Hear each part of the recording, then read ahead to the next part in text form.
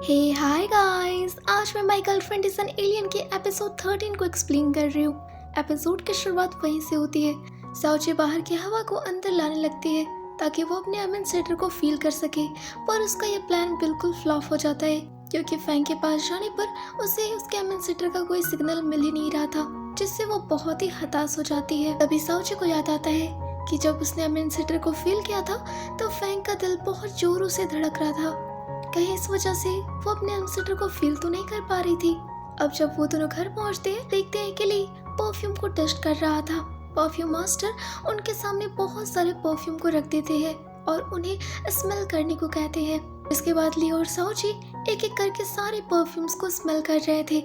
उन्हें कुछ परफ्यूम बहुत ही अच्छा लगता है, पर जब वो फैंग को देते हैं तो फैंग उसे सीधा रिजेक्ट कर देता है। तभी परफ्यूम मास्टर अपना सबसे बेहतरीन खास परफ्यूम फैंग को देता है। जब फैंग उसे स्मेल करता है तो उसे ये स्मेल बहुत ही पसंद आती है और वो इसे खरीदने की बात कहता है।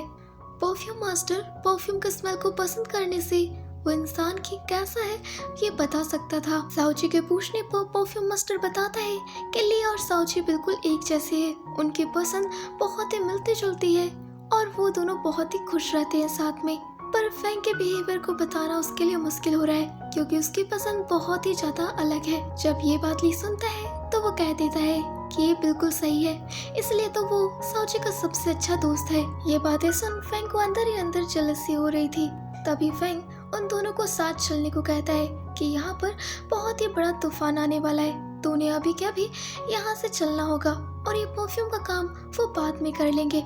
पर ली यहाँ से जाने से साफ मना कर देता है और कहता है कि वो साउची को भी जाने नहीं देगा। तो फैंग कहता है कि साउची को जाना है या नहीं ये साउची ही डिसाइड करेगा, वो नहीं। फैंग के साउची से पूछने पर साउची भी हाँ कह देती है कि उसे ली के साथ यहीं पर रहना है। जिसके बाद ली साउची को लेकर वहाँ से निकल जाता है उसे कुछ ट्रीट देने के लिए। रास्ते में साउची ली से पूछती है कि वो किसी इंसान की धड़कन को तेज कैसे कर सकती है। तब ली कहता है कि जो इंसान जिससे सबसे ज्यादा प्यार करता है उसकी धड़कन उसके सामने तेज हो ही जाती है, और अगर ये उसके भाई के साथ हुआ है यानी कि उसका भाई उससे बहुत ही प्यार करता है। साउची कहती है कि फैंग तो दिल फेक इंसान है, वो उससे झूठा प्यार करता होगा। अगर ऐसा है तो फिर ठीक है, लेकिन अगर वो सच्चा वाला प्यार करता है उससे तब उसके लिए दिक्कत हो सकती है। ली भी साउची को फैंग से दूर ही रहने को कहता है क्योंकि अगर उसका दिल टूटेगा तो उसे बहुत ही ज्यादा दुख होगा। तभी ली नोटिस करता है कि फैंग उनका पीछा कर रहा है, तो वो उसे एक रेस्टोरेंट में ले आता है जहाँ पर एक ऑफर चल रहा था कि अगर कोई कपल यहाँ पर सिग्नेचर करेगा तो उसे फ्री में डेजर्ट खाने को मिलेगा। ये सुनते ही साउची खुश हो जाती है और ये बिना सोचे समझे कि ली उसका बॉयफ्रेंड नहीं है वो उस पर साइन कर देती है और डेजर्ट का वेट करने लगती है। तभी ली कहता है कि पास में बहुत ही अच्छी मिल्क टी मिलती है, तो वो उसे लेने जा रहा है। साउची को डेजर्ट मिल जाता है, जिसके बाद वो ली को कॉल करती है कि वो अभी तक आया क्यों नहीं। तब ली बताता है कि वो तो अभी लाइन में ही खड़ा है और उसे थोड़ा लेट होगा। ली से बात करते ही वहाँ पर फैंग आ जाता है जो कि साउची को लेकर वापस रेस्टोरेंट में चला जाता है जहाँ उनका बहुत ही अच्छे से स्वागत होता है और पता चलता है कि वो 1000 कपल है, तो वो बहुत ही स्पेशल है।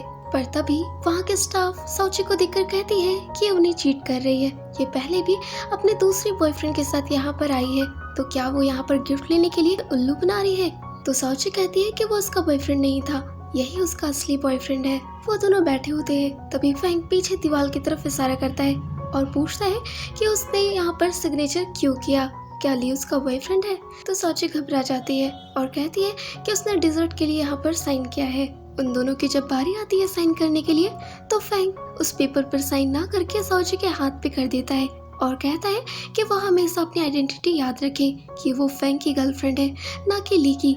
तो साउची भी फैंग के हाथ पर सिग्नेचर कर देती है, जिसके बाद उन्हें गिफ्ट मिलता है।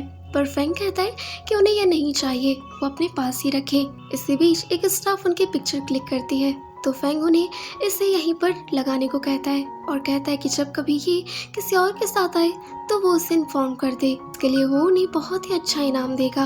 इधर ली जब मिल्क टी लेकर बाहर निकल रहा होता है तभी उसे जियांग का कॉल आता है जो बताती है कि उसने ही साउची को एक्सपोज किया था नीलम वाले केस में, और अब फैंग साउची को एक्सपोज करने वाले को ढूंढ रहा है, तो वो नहीं चाहती कि वो फंस जाए, इसलिए वो उसकी मदद करे।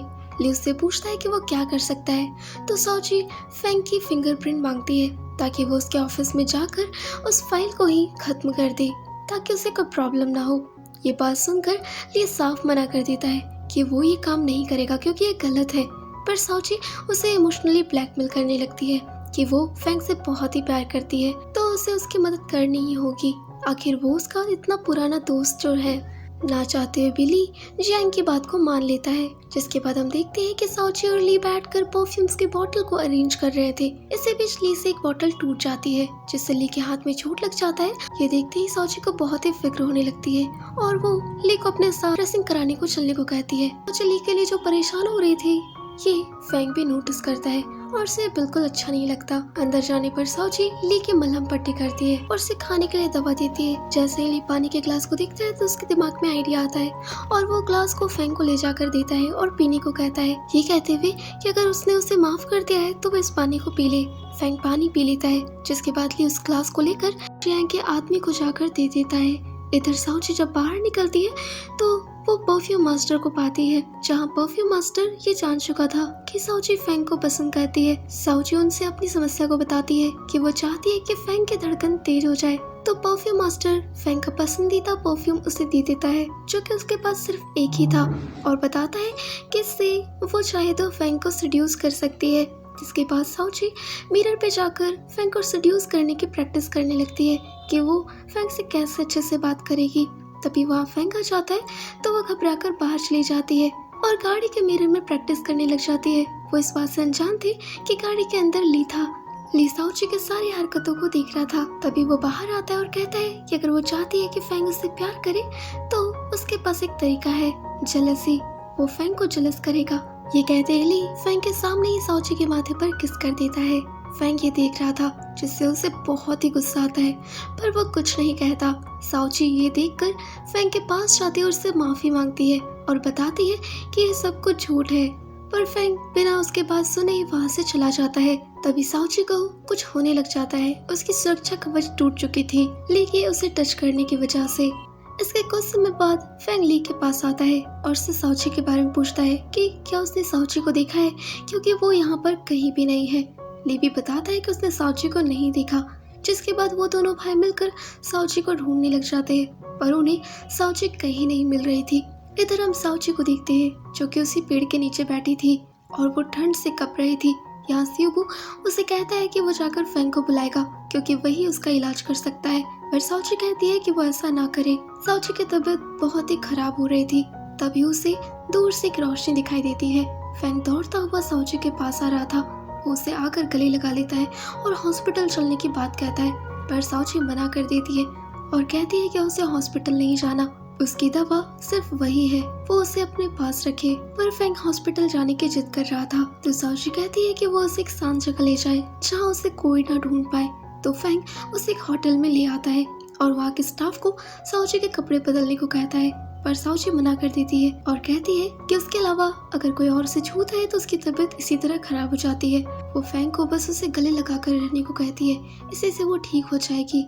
यहाँ पर साउची अपने प्यार का इजहार फेंग से करती है कि इस पूरी दुनिया में सिर्फ वही है जो कि उसे ठीक कर सकता है और वो उसे टच कर सकती है। तभी जोर से बदल कर रिश्ता है जिससे साउची डर जाती है और वो जब फेंग से पूछती है तो फेंग कहता है कि उसे पहले तो डर लगता था, लेकिन अब जब से वो उससे मिला है उसे ये अच्छा लगता है।